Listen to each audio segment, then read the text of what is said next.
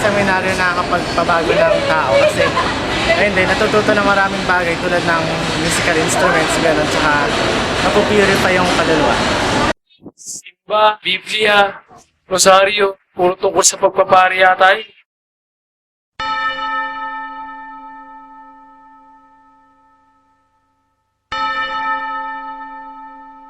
Buhay ka lang nakakadasal sa isang lugar na tahimik. Seminaryo, pagpapahalaga sa Diyos. Nga, kapag seminarista ka, kasunod na rin nun, pagpapare.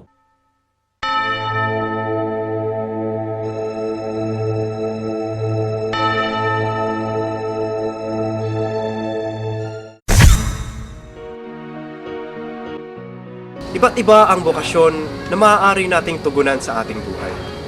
At isa sa mga bokasyon na ito ay ang kadalasan nating tinatawag na pagsisilbi sa Diyos at sa tao o pagpapari.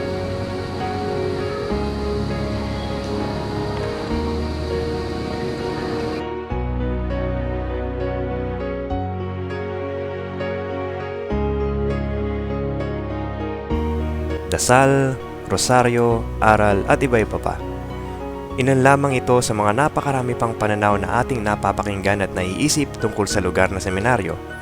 At ngayon, atin naman pakinggan kung ano ba talaga ang seminaryo sa pananaw ng mga paring humuhubog ng mga seminarista. What is seminary? A house where one would go and be formed to become a priest. And mostly think that seminary is all about praying, it's all about studying, it's all about very serious life. But seminary formation is more than just praying and studying. I prefer the term formation house. Formation House is first of all a community at dito na nagkakatipon-tipon itong mga kabataan feel that they are called by God maging isang mabuting Kristiyano. At pangalawa, ito ang special calling that we call as a priestly or religious missionary vocation. Like to discover what this call means, for them, how they can nurture and deepen that vocation through community life, through studies, through prayer life, through our apostolate. This initial calling, invitation to serve God is deepened and also clarified. So, napapalago yung ating relationships, nade-develop yung ating mga sarili, nade-discover yung ating mga talents, at unti-unti napapatatag yung ating bokasyon. It's fun, it's exciting to be with a lot of young people coming from different places who speak different languages, who have different cultures, and so this is our way of trying to discover how God calls us. My experiences in a seminary life with an international setting, I can say that it's a very inspiring experience, and it involves a lot of learning. The proper name, international, already means something for me. Inter, that means connection. And while you are in the seminary, you make a lot of connections. You learn a lot of things from other cultures, from other nationalities. It's a way for you to discover yourself. It's a way for you to share your life, to share your culture, and of course, to live out the brotherhood that Christ has installed for us.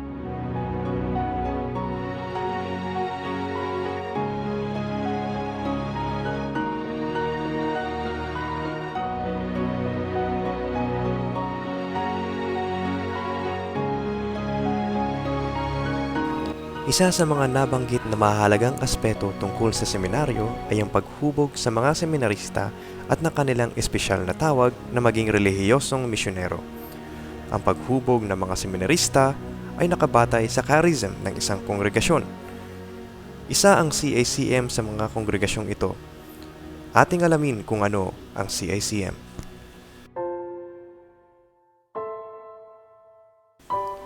Ang CICM, Congregatio Immaculati Cordis Mariae, o kilala sa Congregation of the Immaculate Heart of Mary, ay isang international religious missionary congregation. Ang mga miyembro ng kongregasyong ito ay inilaan ang kanilang buhay para sa pagpapatuloy ng misyon ni Kristo. Sila ay nanggaling sa iba't ibang panig ng mundo na may iba't ibang kultura. Ngunit sa kabila ng kanilang pagkakaiba-iba, kilala ang CICM bilang mga relihiyosong iisa ang mithiin. Nagsimula ang kongregasyong ito noong taong 1862 sa bansang Belgium. Ito ay itinatag ni Théophile Verbiste nang siya ay magkaroon ng pangarap na makatulong sa mga batang inabandona sa China. Ninais niyang magtayo ng bahay ampunan para sa mga ito sa tulong ng 4 pang mga kapwa niyang pari. Simula noon, marami pang nagnais na makibahagi sa misyon hindi lamang sa China kundi sa iba pang mga bansa. At unti-unti ay lumawak ang kongregasyong ito sa patuloy nitong pagnanais na makatugon sa mga pangangailangan ng mga tao sa iba't ibang mga bansa. Sa kasalukuyan, ang CICM ay matatagpuan sa mahigit kumulang 20 bansa sa iba't ibang kontinente. Ang CICM ay patuloy na tumutugon sa kahirapan,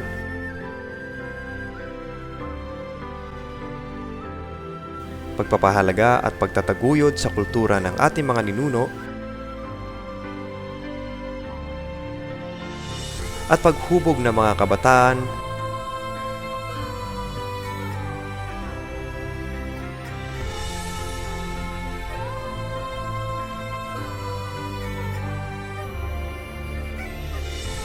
at sa mga nagnanais na tumugon sa tawag ng pagpapari.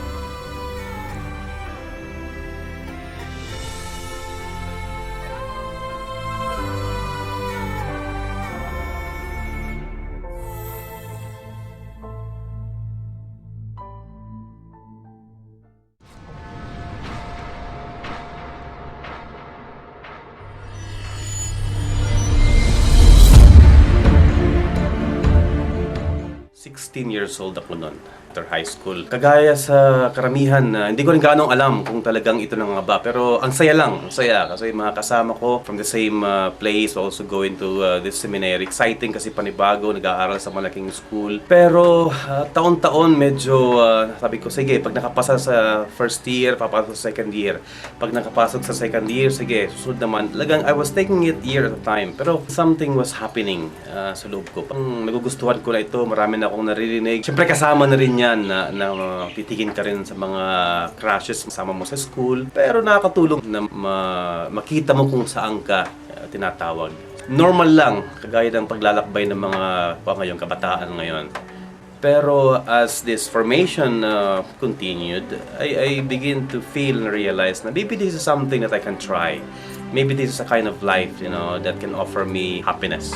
Hanggang sa may mga missionaries galing sa ibang bansa na nagsalita tungkol sa kanilang karanasan. At sabi ko, gusto kong maranasan din ang kanilang mga sinasabi. Gusto ko rin makapunta sa mga malalayong lugar na yun at magpaglingkod. Nung high school ako, sa isang vacation campaign, may isang CICM priest na nanghihikayat ng mga estudyante para pumasok sa seminaryo nila sa Baguio. At dahil nga mahilig ako maglakbay at mag-adventure, kaya din ako pumasok. Naalala ko pa nung high school ako, naging active ako sa simbahan namin. At bilang isang sakristan, lagi ako sumasama sa aming parish priest pag pumupunta siya sa mga baryo. At doon ko nakikita kung paano niya tinutulungan yung mga tao. At dahil doon, na-inspire akong maging pare.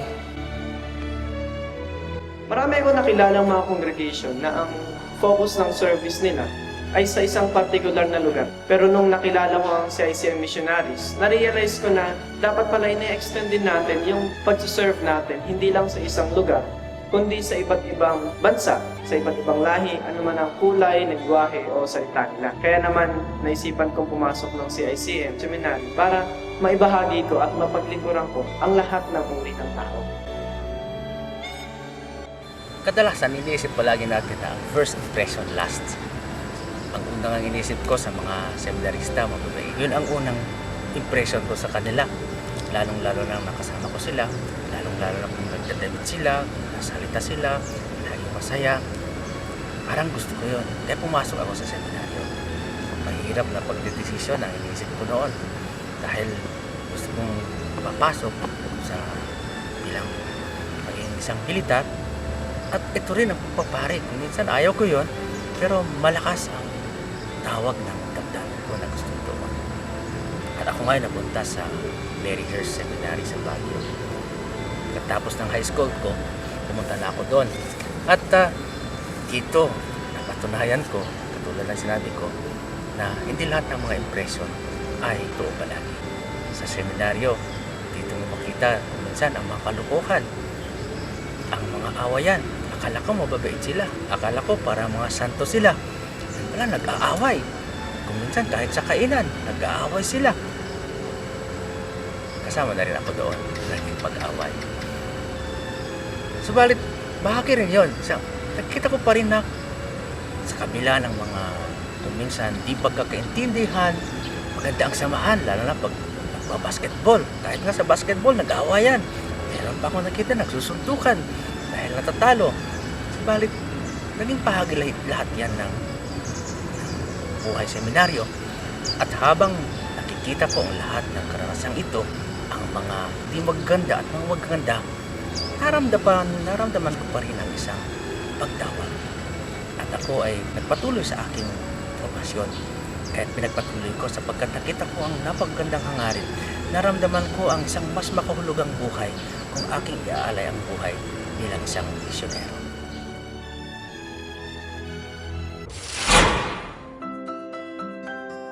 I emphasize words CICM because this is a seminary formation house where our candidates undergo a period of an integral formation. We have what we call the 4 pillars of our formation. We have academics, wherein they have to finish a degree. We also have pastoral formation, wherein our seminarians have an experience of reaching out to others. Different apostolate, where they have an experience of encounter with people, with various cultures, various walks of life. We also have what we call the community life formation, where our candidates would have an experience of living in a community, living in a family of different personalities, coming from different backgrounds, speaking different languages. So a very varied community coming together to live as one, as a family, to experience the beauty of being as a community. And then we have, of course, the basis of everything, that's the spiritual life formation, wherein our candidates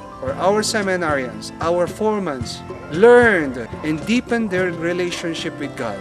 And eventually, it would lead one to make a decision to follow Christ, to become a religious missionary in the CICM. Natunghayan natin ang 4 na aspeto ng buhay sa seminaryo at ang kahalagahan nito sa pagpapalago at pagpapatibay ng tawag ng isang seminarista, lalo na sa mga magkagustuhan maging misyonero ng CICM. Ating pakinggan ang mga seminarista ng CICM tungkol sa 4 na aspeto na ito.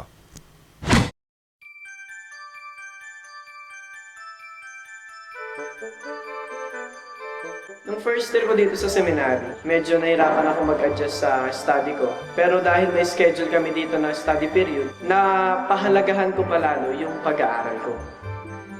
Dito sa seminary, akala ko, dito lang kami sa loob mag-aaral. Pero nung naglaon, nalaman ko na sa isang universidad pala kami papasok. Kaya ang pagpasok namin sa St. Louis University ay nakakatulong para matuto kami makisama, makihalubilo sa aming teachers at sa aming mga classmates.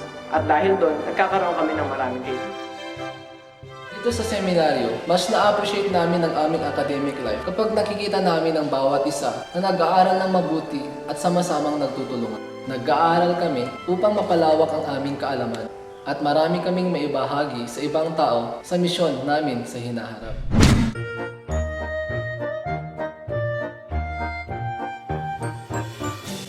Ang seminaryo pala ay isang pamayanan, isang community na kung saan mayroong respeto sa isa't isa. Hindi iniisip na kung ikaw ay isang kayumanggi, ikaw itim, o ikaw ay puti. Yung isang community pa na tulong-tulong sa mga gawain, yung convince ka na magkapatid kayo sa pananampalataya.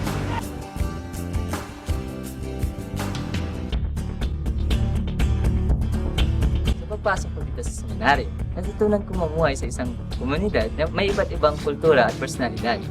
Tagalog, Bicolano, Bisaya, at Ilocano. Mas na-appreciate ko ang pakikipaghalubilo at respeto ang bawat isa.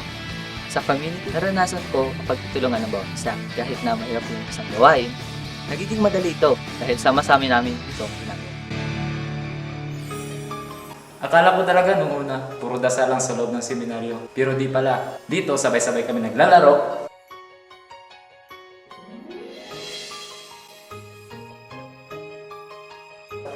Naglilinis, nagdarasal, at saka kumakain.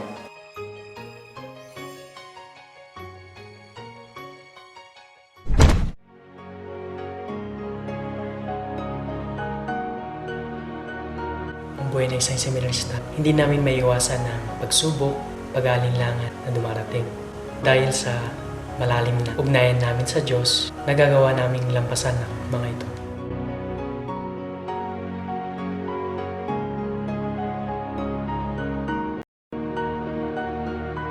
Spiritual life, natutunan kong mahalin at unawain ang tunay na kahulugan ng misa. Ito ay upang mapayaman ang aking pananampalataya.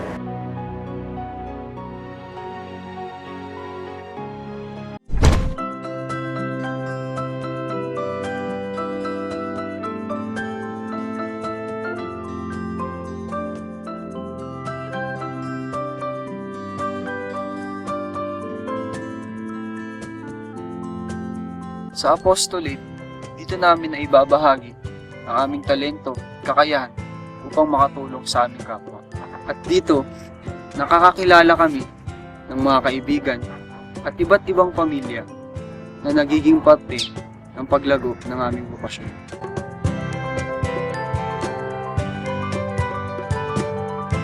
Natutunan namin makilala, tanggapin, at respetuhin ang kultura ng iba.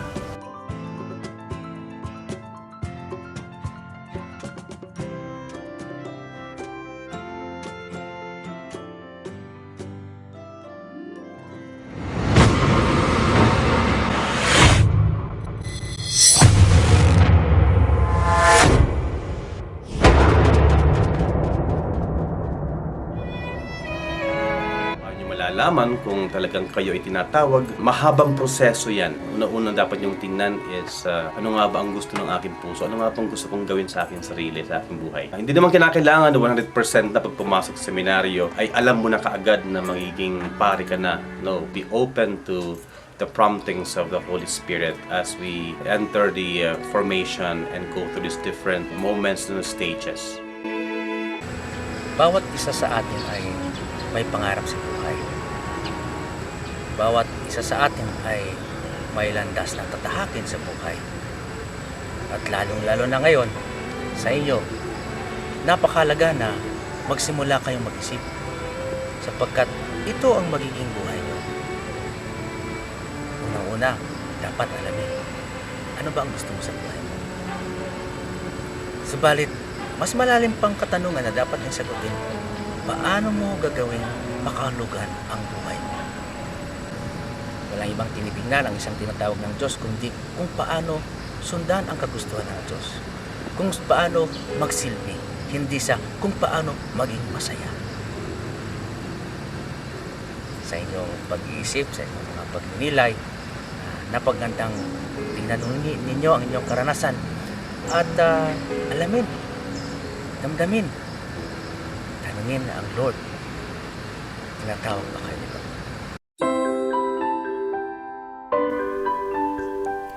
Buhay Seminaryo, CICM. 4 na aspeto ng buhay, paghubog, pagpapari, pangarap. Madaming paraan ng pagtawag ang Diyos.